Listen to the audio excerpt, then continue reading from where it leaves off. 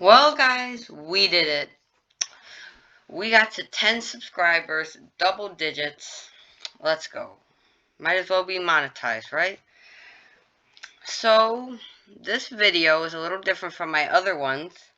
I'm going to be doing 10 subscriber special video. And like I said, it is different because I'm doing a top 10 list.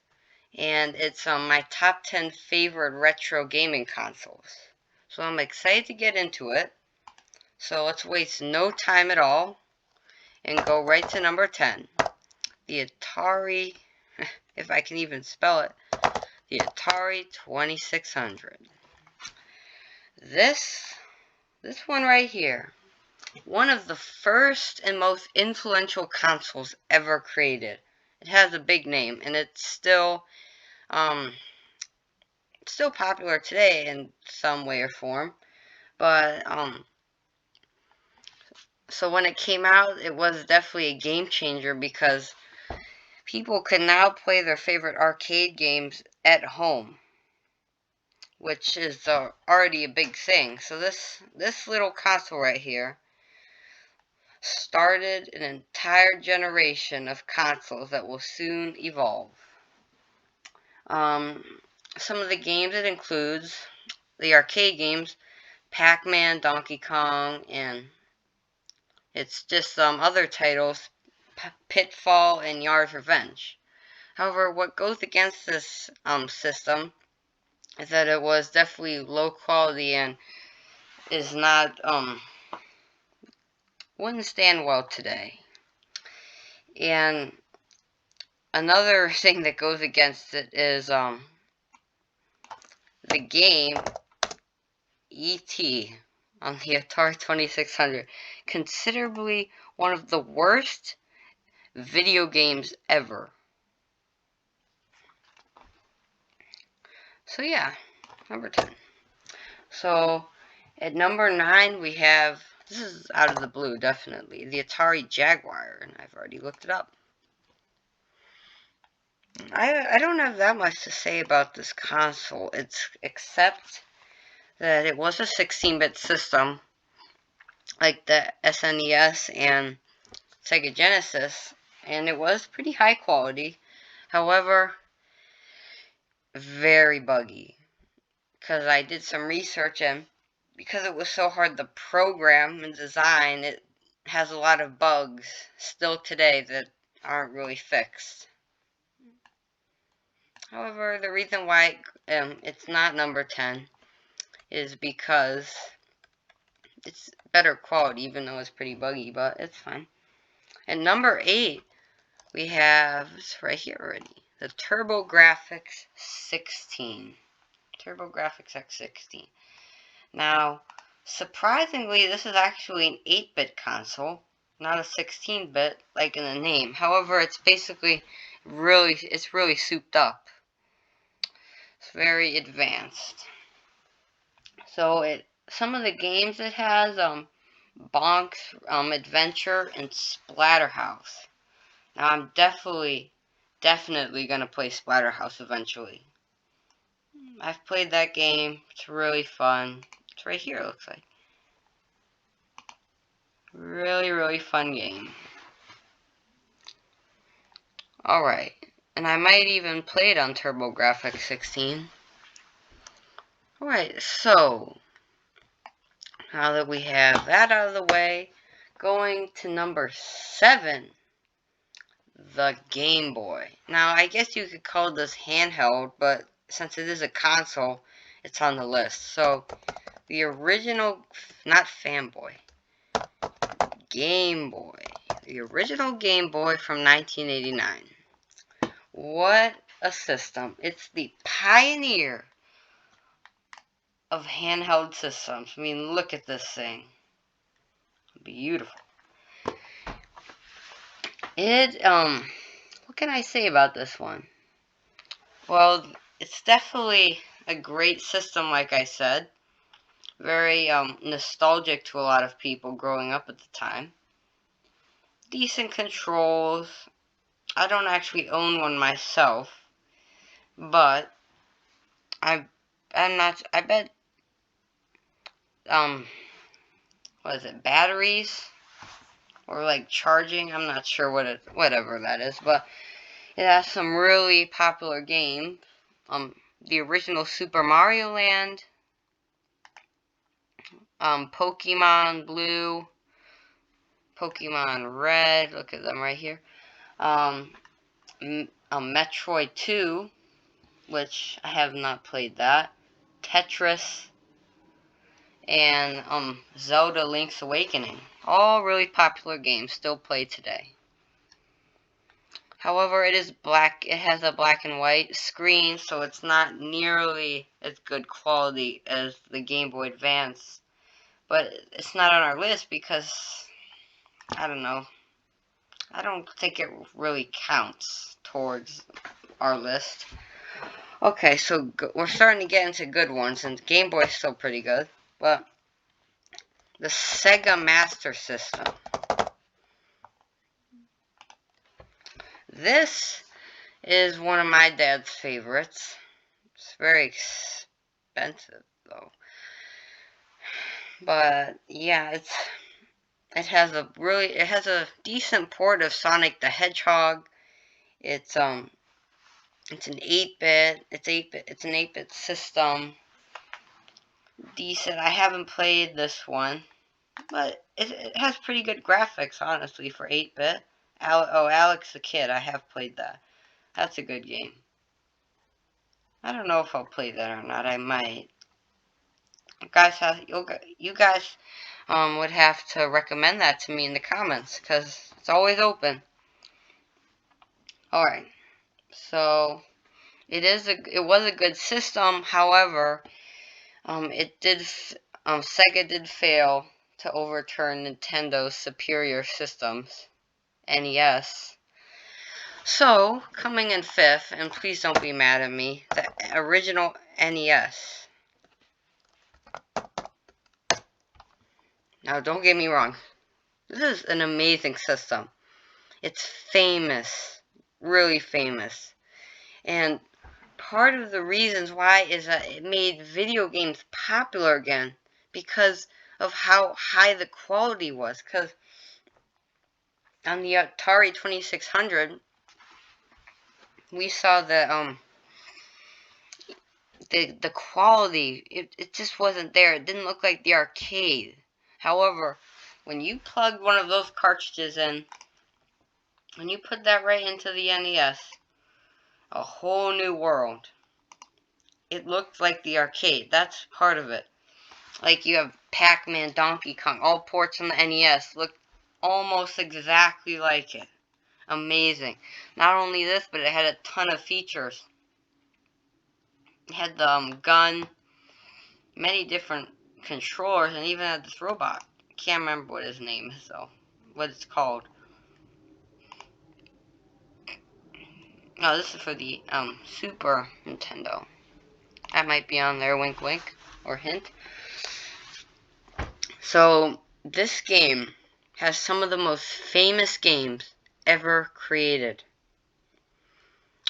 Take Super Mario Bros., one of the original platformers. The Legend of Zelda. That game is legendary. Punch-Out! Metroid! Kirby's Adventure! Mega Man 2! Mega Man 1! All the Mega Mans! 1 through 6. Absolutely amazing. And fun fact, when they were trying to get sellers for the system, they actually named it.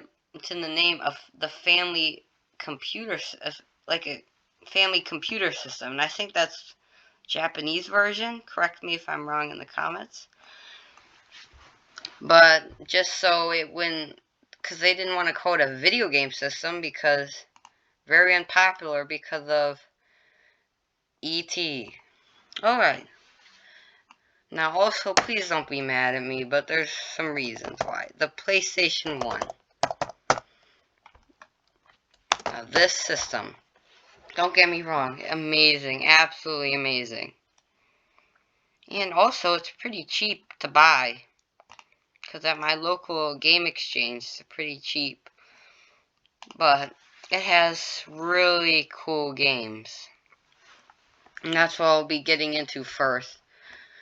Resident Evil, Doom, GTA, the original GTA, all, and Crash Bandicoot, that's good too. So all of these how can I put it? Well, it's just PlayStation had a lot of shooter games, which was pretty cool because the Super Nintendo, it was kind of, family friendly because Nintendo strived to like make a family friendly console. However, the PlayStation 1 had all these grotesque violent games like Resident Evil, like I said, and Doom. They had some ports of Mortal Kombat Trilogy. So yeah, amazing. Now I'm not sure. I don't really play PlayStation a lot. I just have a mini PlayStation, but the other PlayStation, like the real one, is at my grandma's house. But it is a little blurry, I feel like, when you play. But it's still amazing. Don't get me wrong on that. Okay. So, now, top 3. Number 3 is the Sega Genesis. I love this system. Absolutely amazing. I mean, they also have miniature version that I have. What's that? But yeah, it's really cool. Like, here's a bunch of famous games: Castlevania Bloodlines, Golden Axe, Echo the Dolphin, Shinobi, Sonic the Hedgehog 2, Streets of Rage, the original Sonic the Hedgehog. Amazing game. Now, part of the reasons why this is so popular is because Sega had, well, this was good. This is really good, but their game philosophy was really creative, weird, quirky, really like a game design. And that's one of the reasons why it's set apart from Nintendo. All these elaborate storylines. So yeah, it's really cool. I love Genesis. Alright, we're going the N64 for number 2. What a system this is. Very high quality graphics. It's and part of the reason why this is popular is because, like the Game Boy, a lot of nostalgia goes into this system. For many people have nostalgia for it. So it's definitely really high quality, and it's known for being Nintendo's most highest quality upgrade to a console that Nintendo's ever released. It also has some amazing games like Super Mario 64, Mario Kart 64, GoldenEye, and one of them, and probably one of the best, or maybe even the best Legend of Zelda games. I don't know if I'm saying it right. Ocarina of Time. Amazing. I actually haven't played that a lot. I have played it because my dad does have an N64. But yeah, definitely really cool. But yeah. So, number 1 is the Super Nintendo. Yes, ladies and gentlemen, Super Nintendo. What a system this is. I mean, this is pretty cool, you have to admit. I mean, so many amazing games. So,